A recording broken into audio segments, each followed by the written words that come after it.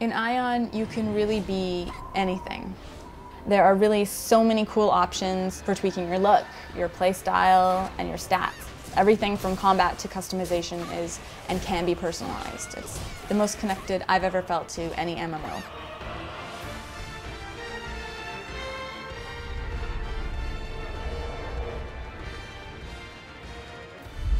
It's pretty fast-paced in terms of combat. We've got lots of chain skills and combo moves that really puts the user into this visceral combat that isn't really normal with MMOs. You'll hit one spell and then it'll go to the next one and it'll pop up right there in the center picture. You'll also have all these reactive skills based off of if the enemy gets knocked down.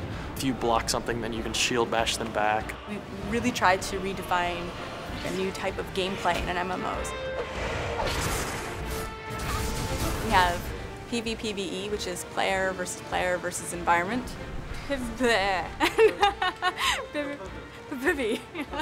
it's kind of like everything married into one experience.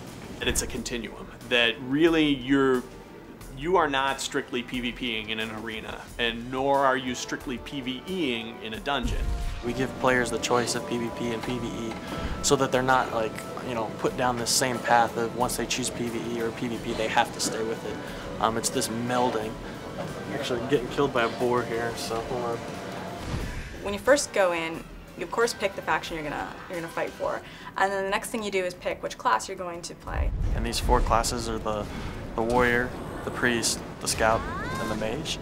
From there you can kind of specialize once you get to level 10 and you earn your wings and become a deva.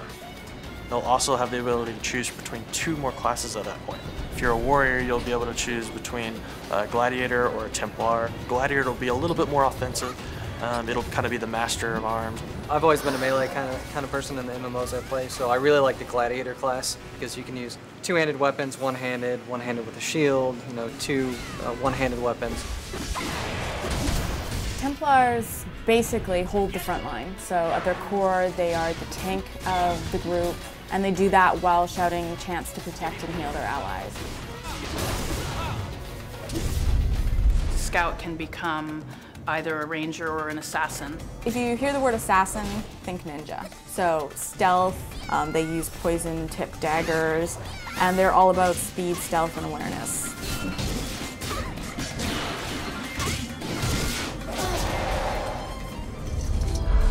Rangers tend to work alone or in a specialized group, and they will really be the ones that are going to cover their tanks that are moving forward.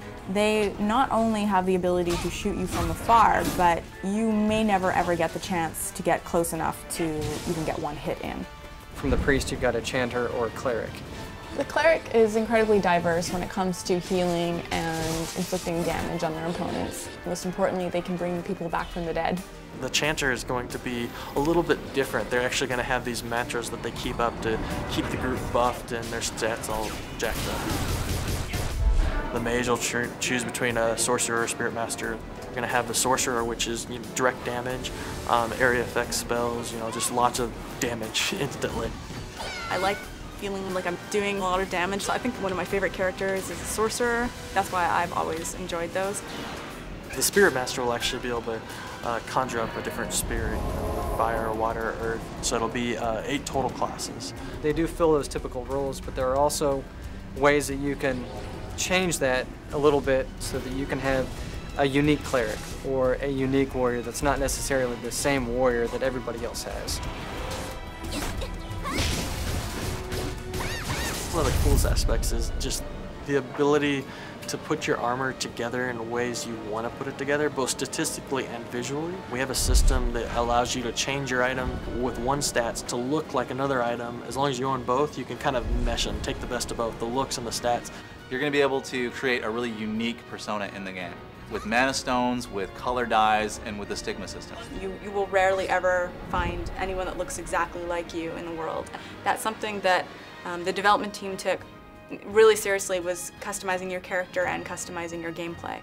Basically, there's 22 default faces that you choose from. I know of some people who have made characters look almost exactly like themselves or a celebrity that they want to look like. It really is endless combination. If you run past anyone that looks like you, then you just went with the default options because there's no other way.